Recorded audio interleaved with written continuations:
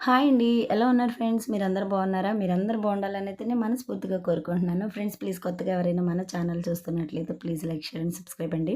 Bell ఐకాన్‌ని యాక్టివేట్‌లో పెట్టుకోండి please. Video నచ్చితే ఒక లైక్ ఇవ్వండి. అలాగే మన ఛానల్‌ని అయితే సబ్స్క్రైబ్ చేసుకోండి. అలాగే నాకు సపోర్ట్ చేయండి ఫ్రెండ్స్. ఓకేనండి. ఇక్కడ చూసారు కదా ఫ్రెండ్స్, ఈవినింగ్ అయితే అయిందనమాట. పెద్దవాళ్ళు అంటూ ఉంటారు కదా, కొండ ఎరుపెక్కితే వర్షం వస్తుందని.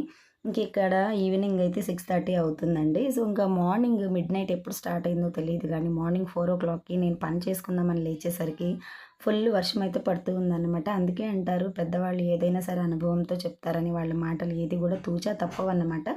ఇక్కడ చూడండి ఫ్రెండ్స్, బర్డ్స్ అన్నీ గూడా ఇంకా ఈవినింగ్ టైం కదా, వాటి గూట్లకైతే అవి వచ్చేస్తూ ఉన్నాయన్నమాట. నిజంగా దేవుడు చాలా గొప్పవాడు.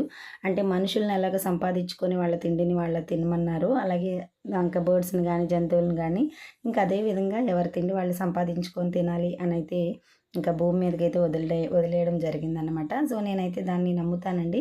ఇంకా చాలామందికి గూడా కొంతమందికి అంటూ ఉంటారనమాట దేవుడున్నాడా అనని. సో, నా అనుభవంలో చెప్తున్నానండి. దేవుడు లేకుండా అయితే లేడనమాట.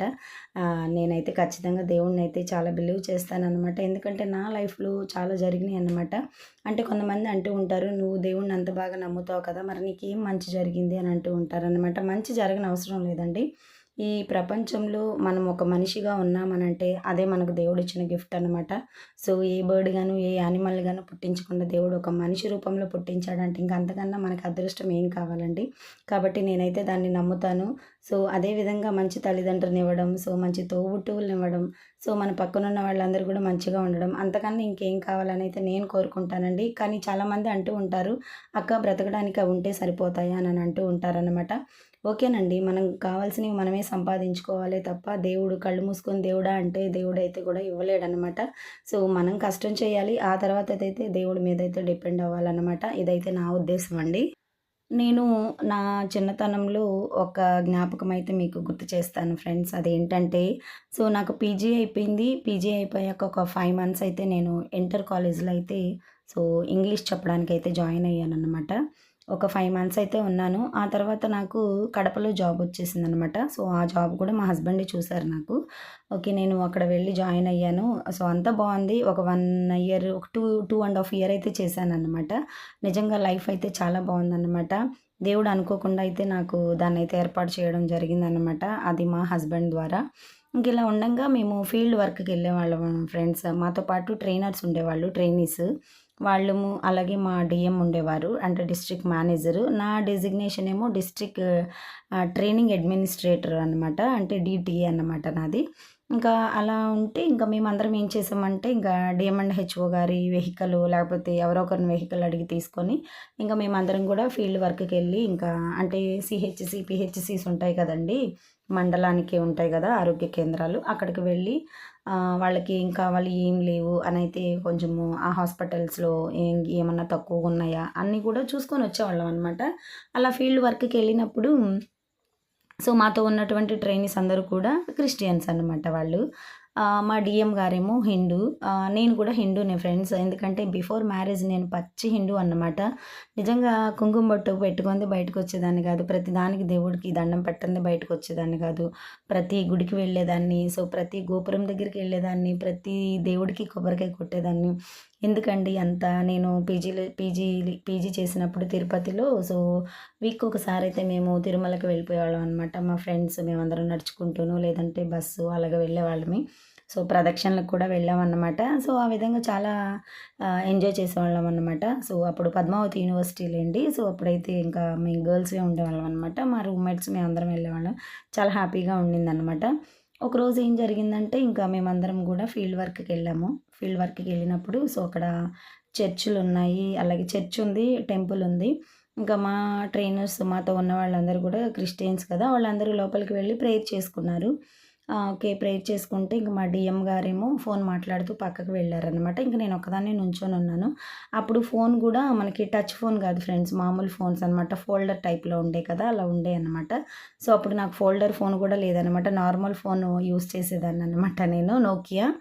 అయితేనే ఇంక మా ఫ్రెండ్స్ మాతో ఉన్న ట్రైనర్స్ అందరూ పిలిచారు. "మేడం రండి లోపలికి చూద్దురు రండి" అంటే, అప్పుడు నేను ఒకటే అన్నాను ఫ్రెండ్స్. ఏమన్నానంటే, "నా జీవితంలో నేను ఆ మెట్లుగా ఎక్కను. నేను రాను.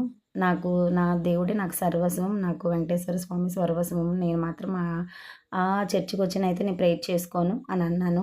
నిజంగా ఫ్రెండ్స్ నేనన్న మాటలు ఏ క్షణంలో దేవుడిన్నాడో తెలీదు గానీ, నిజంగా అది పగ అని నేను అనుకోనండి. నిజంగా మనం చేసినటువంటి మనం ఒకటంటే దేవుడు ఇంకొకటి తలుస్తాడనమాట. మనం ఏదైతే కావాలనుకుంటామో అదైతే మనకు దక్కనివ్వరు. మనం ఏదైతే వద్దనుకుంటామో ఖచ్చితంగా అదైతే మనకిస్తారనమాట.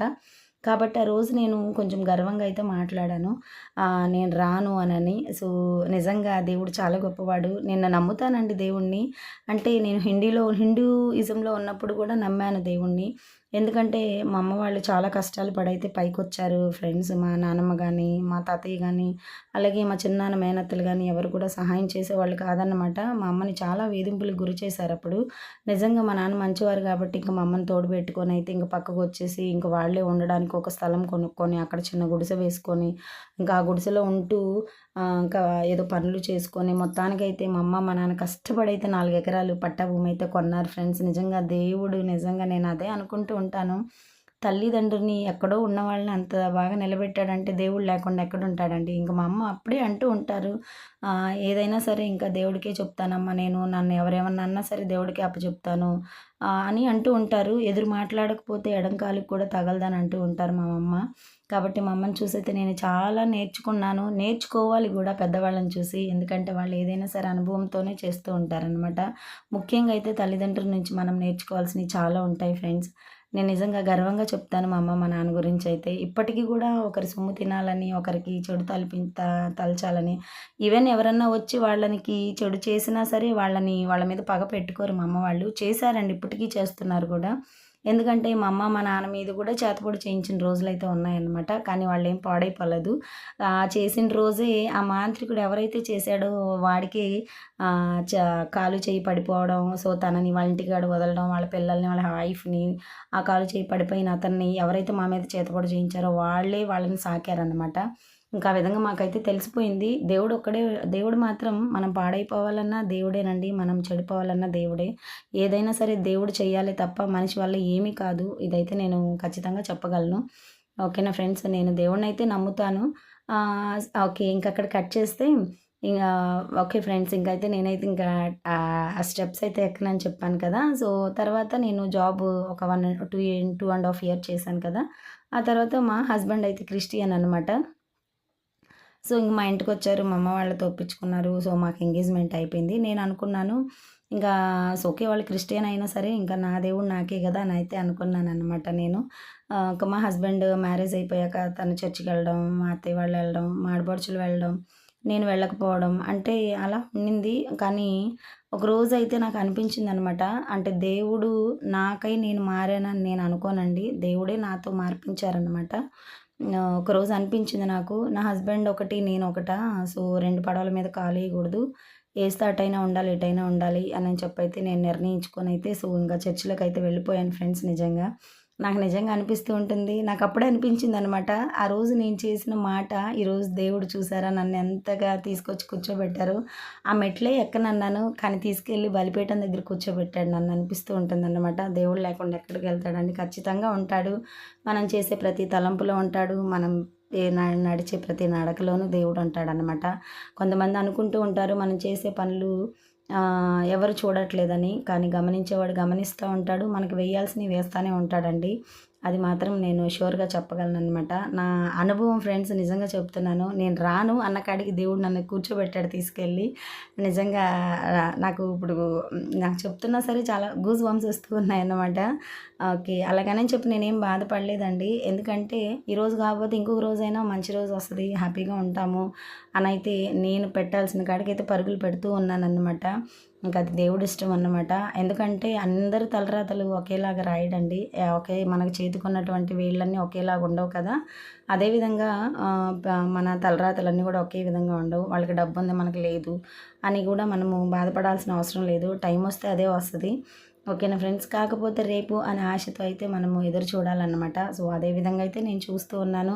సో, నలుగురు ఆడపిల్లల్ని పెంచుకుంటూ సో, ఇటు ఇంట్లో పెద్దవాళ్ళని చూసుకుంటూ అది కూడా మా అమ్మ వాళ్ళు ఎక్కడో చాలా దూరంగా ఉంటారు. నాకదైతే తీరని లోటయిపోయింది ఫ్రెండ్స్ ఆఫ్టర్ మ్యారేజ్. అంటే ఇక్కడి నుంచి అక్కడికి వెళ్ళాలన్నా, అక్కడి నుంచి ఇక్కడికి రావాలన్నా చాలా దూరం అన్నమాట. సో, ఇంకా నెల్లూరు ఎక్కడ, వెస్ట్ గోదావరి ఎక్కడ అన్నట్టుగా ఉంది.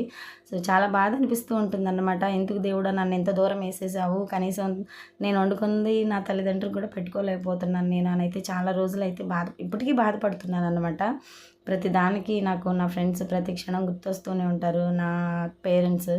దేవుడు నేను అదే అనుకుంటాను. నువ్వు ఐశ్వర్యం ఇవ్వకున్నా నాకు పర్వాలేదు. కానీ నా తల్లిదండ్రులకు దగ్గరగా ఉండేలా చేయాల్సిందే అని అనిపిస్తూ ఉంటుందన్నమాట.